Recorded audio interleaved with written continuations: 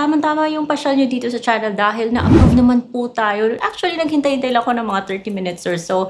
And natanggap po siya sa aking Grab wallet. Tama-tama kasi naghihingalo na yung Grab wallet. Kung dati kong cash in from other online lending platform ay naubos ko na sa Kakakape, guys. It's time to replenish. So may nakita akong online loan platform, mukhang bago. At may 4.7 stars siya, ha. Masubukan nga para ma-share ko sa inyo kung okay ba yung loan app na to. Anyways, na-approve ako sa 2,000 something-ish. Malaki-laki na rin yan, ha. Mang Tawid, Mang Petsa di Peligro. Ito po yung loan app and i-share ko po sa inyo kung kamusta yung aking naging experience. So, huwag nyo munang i-download, mga guys. Ang dami nyo dapat malaman. Although, it's good news na nang a-approve siya kung sinabi mong unemployed ka. Pero, alamin nyo muna siya at kilalanin ng mabuti. So, keep watching.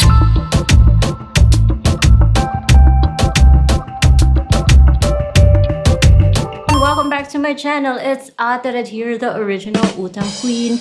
And syempre, dito sa channel, tayo nagre-review. Wala po tayong pinopromote na Ola. Wala tayong Ola links. Review lang po ng mga online loan platforms. Really appreciate it if you would hit that subscribe button, that bell notification button para masuggest po yung videos ko sa inyo kung bet nyo yung mga topics na mga online loan platforms. Sinubukan ko yung loan app na to dahil napansin ko siya sa App Store. Parang nade-deja vu na ako sa mga ganito, ha. Yung mga loan apps na to, naku, grabe, ha. Ang laki na ng mga kinita nyo sa akin. Okay, so yung pag-uusapan nating loan app today ay si Maxi Lending. Aba, na-approve ako, guys, kahit na sinabi ko sa kanyang unemployed. Tapos yung magbigay ng aking mga personal information, mag-picture ng ID, mag-selfie, maglagay ng aking GrabPay.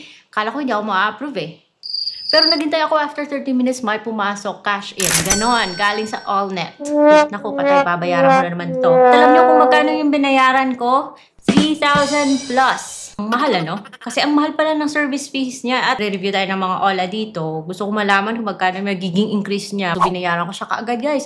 At nag-increase naman yung kanyang offer. May offer na siyang 9,300. Pero pwede mo yung bawasan yung, yung principal lugar. Pero ano man yung amount na pipiliin mo, kakaltas po siya ng mga around 30%.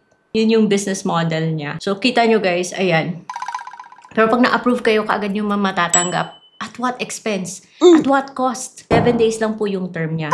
Ang laki po ikakaltas niya. 30%. Nakakaiyak kasi, guys. Misleading kasi yung pinapakita niyang screenshots. So, yun siya. Plain and simple, hindi ko siya nagustuhan. But since ang dami sa inyo na baka makita siya at gusto ng tamang expectation sa loan app na to, kaya di-discuss ko kung anong nangyari leading up to me receiving 2,000 plus sa loan app na to. For those of you na naghahanap ng effortless na no makeup look, ito yung lipstick na marirecommend ko sa inyo, mga guys. This is from L'Oreal and it's 610 Light Oolong. Pero don't worry, ang dami pong shades na pagpipilian and ang gaganda, mga best. So if you like this kind of finish, matte finish siya, by the way, para hindi na kayo maligaw kung saan nyo siya i-click, meron po akong nilagay na product link that takes you to Shopee where mag-check out nyo siya. Anyway, so yung loan app na kung gusto mo bayaran, may pa-QR siya at agad yun naman natatanggap pag binayaran mo. And then again, uulitin ko, guys, and uulitin ko to all throughout the video na kung pwede lang, iwasan nyo yung loan app na to.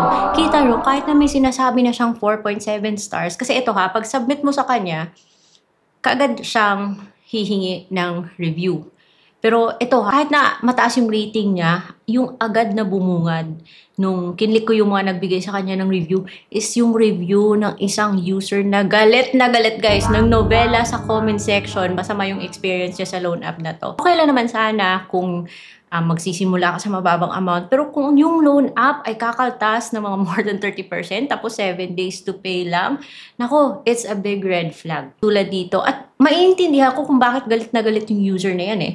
Dahil, guys, pinaasa siya sa 10,000 pesos. Yes, yun yung napansin ko. So, nung sinamit ko yung loan ko, pinalabas niyang 10,000 pesos. Tapos may 3 terms. O, di ba? Familiar na yung mga ganito. While pending siya, while under review siya, akala mo talaga ma-approve ka sa 10,000 pesos kasi yun yung sinamit niya, eh. Well, we all understand that all loan applications are subject to final approval. Pero at least kahit naman dun sa under review, huwag naman siyang mangloko. Magbigay naman siya ng tamang expectations. Kaya mag-isip po kayo bago kayo magbigay ng mga valid IDs nyo dito sa kay Maxi Lending. Under daw siya sa kay Copperstone Lending. Now, if you go to the list of recorded online lending platforms na updated at the time of this filming this video, yes, registered po si Copperstone. Wondering why Copperstone sounds so familiar because Copperstone, siya po yung company behind Mocha Mocha and Peso Buffet. Pero, itong si Maxi Lending, hindi po siya kabilang doon sa mga recorded lending platforms ni Copperstone na nakalista po sa SEC. Copperstone, pakicheck, bakit may OLA dyan na nilalagay yung registration nyo sa app nila? Or mali natin, hindi natin alam. Basta, red flag yung ganito. Hindi ko alam kung bakit ganon. App Store lang po siya at pag nag-apply ka sa loan app na to, hingi po siya ng active mobile number tapos magpapadala po siya ng OTP pagkatapos yung OTP ay nanggagaling kay Ayudas. Ano ba yan? Hudas naman to. Kung babasihan mo lang yung screenshots, parang ang ganda-ganda niya, no? So, yun nga, sinusubukan ko siya para sa inyo, para mabigyan ko kayo ng heads up. Pagkatapos yung mapanood yung video, saka kayo mag-decide kung okay ba siya o hindi. Yun, tapusin nyo yung video na to. Hihingi po siya ng mga vital, mga personal information nyo aside from your phone number. And by the way, meron din siyang delete. Talaga bang nagde-delete yung loan app na to? O, ito yung mga dapat na tinatanong natin or iniisip natin bago tayo magbigay ng information sa loan app na to. I guess the only thing positive I see sa loan app na to is because hindi na siya humingi ng payslip tapos kahit nasabihin mo sa kanyang unemployed ka or self-employed, yung hihingi niya na lang is how long have you been working here and monthly salary or income. Pero hihingi din siya ng 3 contacts and kahit na 3 lang hihingi niyang contacts, hihingi po siya ng access sa lahat ng nasa phone book mo. O ayan, hindi ka makakapag-continue kung hindi mo siya binigyan ng access. Tapos may pa-survey pa siya from nakita na natin yan, diba? So moving on, yung mga ID sa tinatanggap ng loan app na to, UMID, National ID, SSS, TIN, Passport, Driver's License, Postal ID, Voter ID, or Health Card. Isipin po natin na magbubuti kung kung dapat ba natin bigyan ng information ng isang loan app na questionable po yung registration niya. Magsiselfie ka din at pagbibigay ka ng bank info mo.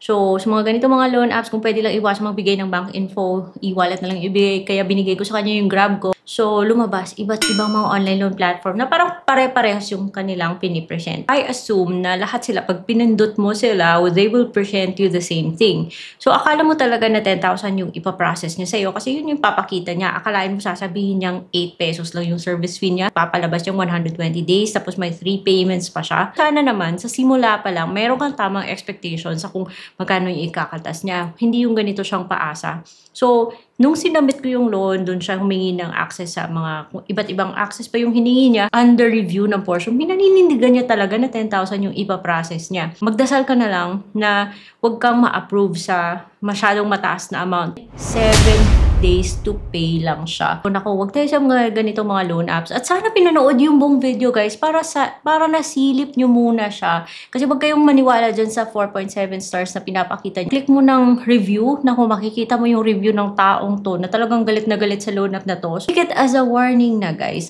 And kung pwede lang, iwasan nyo ng loan app na to. Hindi ko naman kayo mapipigilan kung uutang kayo o hindi, pero please be careful sa kung saan kayo umutang. So kung ako ay masusunod, based on my personal experience, I think this loan app is something that you should avoid. Huwag dito mga bes kasi nakakaiyak po yung ikakaltas niya at yung pinakamasaklap dito is that 7 days to pay lang siya. Hanap kayo ng loan app na matino, guys. Meron ako na-prepare na online loan platform playlist ng mga online loan platforms na nasubukan ko at so far okay naman yung naging experience ko. So hindi ko sila pinopromote but since na-try ko sila, I've put them together in a playlist para, bago kayo mapunta sa mga loan apps like Maxi Lending, dito muna kayo mag-check sa mga loan apps na nasa legit loan apps playlist. Dahil andun po yung mga loan apps na either buo matatanggap or nasa 15% lang yung interest, tapos hindi siya tulad ng ganitong 7 days lang. I hope meron kayo natutunan. Kung meron kayong mga loan apps na gusto nyong pasilip, let me know in the comment section. And that's all for today's video. I'll see you on my next vlog. Bye-bye!